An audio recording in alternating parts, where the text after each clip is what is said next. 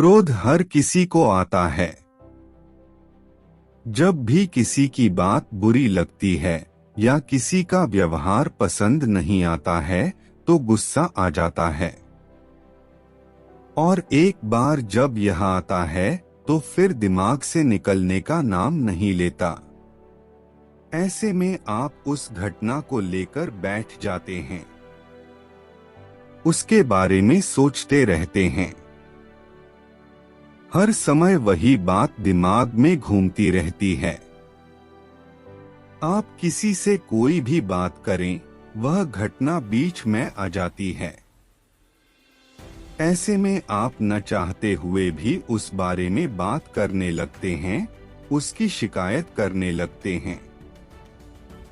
और अगर उस समय वहां पर कोई बात करने वाला नहीं हुआ तो आप अपने आप से ही बातें करने लगते हैं, बड़बड़ाने लगते हैं। इस सब से उस व्यक्ति की सेहत पर तो कोई फर्क नहीं पड़ता, पर आपका नुकसान जरूर होता है।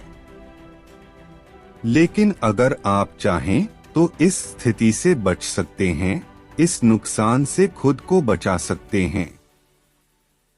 कैसे, आइए जानते हैं। महात्मा गौतम बुद्ध की इस कहानी के जरिए एक बार की बात है। एक गांव में गौतम बुद्ध का प्रवचन चल रहा था। वे कह रहे थे, जब हम क्रोधित होते हैं तो दूसरों को नुकसान पहुंचाने की कोशिश करते हैं, लेकिन उस समय हम इतने आवेशित हो जाते हैं कि हमारी सोचने समझने की ताकत समाप्त हो जाती है। इसलिए क्रोध में हम सही निर्णय नहीं ले पाते और अपना ही नुकसान कर बैठते हैं। बुद्ध की उस सभा में एक गुस्सैल स्वभाव का व्यक्ति भी शामिल था। उसे बात बात पर गुस्सा आ जाता था। आज भी वह अपने परिवार वालों से झगड़कर आया था और उस समय भी उसके दिमाग में उथल पुथल मची हुई थी। इसलिए उसे बुद्ध की बातें अच्छी नहीं लग रही थीं। उसे लग रहा था कि जैसे बुद्ध उसे डांट रहे हों, सबके सामने उसकी बेइज्जती कर रहे हों। इससे उस व्यक्ति का क्रोध भड़क गया। वह अपनी जगह से उठा और बुद्ध के पास जा पहुंचा।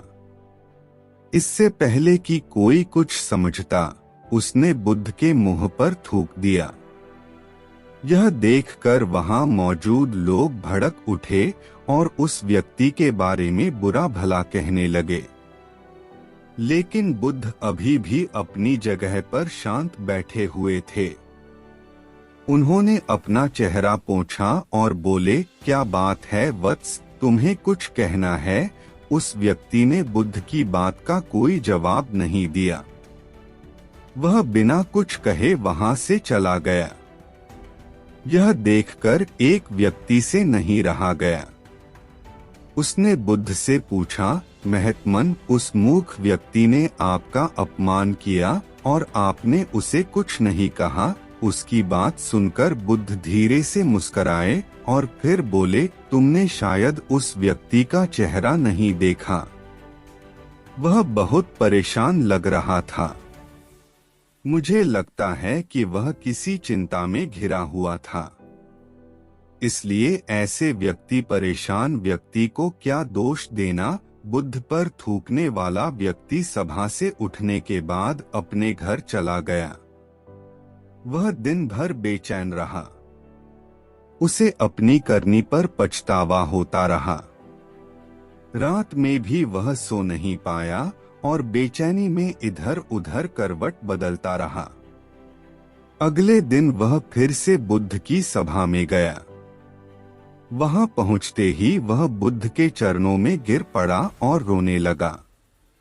यह देखकर बुद्ध ने पूछा, क्या हुआ वत्स, तुम क्यों रो रहे हो? वह बोला, मैं वही दुष्ट व्यक्ति हूँ जिसने कल आपका अपमान किया था। पता नहीं कल मुझ पर ऐसा कौन सा पागलपन सवार हुआ जो मैं ऐसी घृणित हरकत कर बैठा। कृपया मुझे क्षमा कर दें।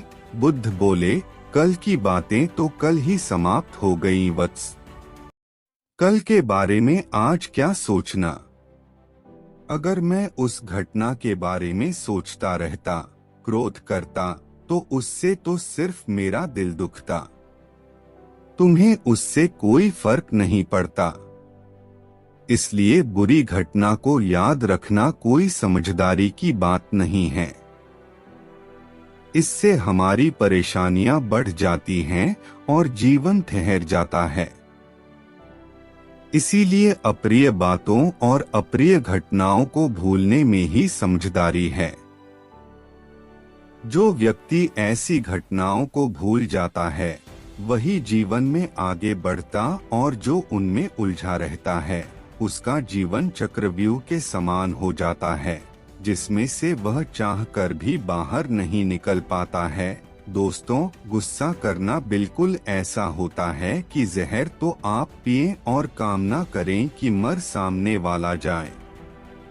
इसलिए जब भी कभी आपको गुस्सा आए तो इस बात को ध्यान में रखें कि अगर आप किसी से नाराज होते हैं और रूठकर चुपचाप बैठे जाते हैं तो आप अपना ही नुकसान करते हैं। इससे आपके समय का तो नुकसान होता ही है, आपके शरीर का भी नुकसान होता है। इसलिए अप्रिय बातों और अप्रिय घटनाओं को लेकर बैठना कोई हल नहीं है। बेहतर है कि उन्हें भूलकर आगे बढ़े।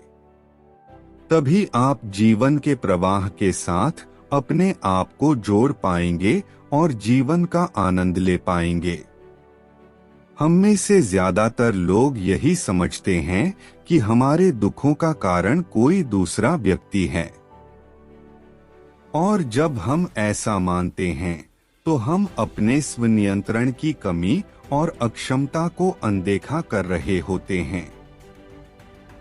वास्तव में ये हम पर निर्भर करता है कि हम दूसरों के द्वारा प्रदान की गई नकारात्मकता को स्वीकार करते हैं या नहीं। अगर हम नकारात्मकता को स्वीकार करते हैं तो हम अपने पैरों पर कुल्हाड़ी मारते हैं, और जब हम उसे अस्वीकार कर देते हैं तो घृणा, क्रोध, हिंसा हर किसी से मुक्त हो जाते हैं। तो दोस्तों, उम्मीद करता हूँ आपको इस कहानी से बहुत कुछ सीखने को मिला होगा। यह कहानी आपको कैसी लगी हमें कमेंट बॉक्स में कमेंट करके जरूर बताएं, और साथ ही इस कहानी को अपने दोस्तों के साथ जरूर शेयर करें ताकि उन्हें भी इस कहानी से कुछ सीखने को मिल सके। धन्यवाद।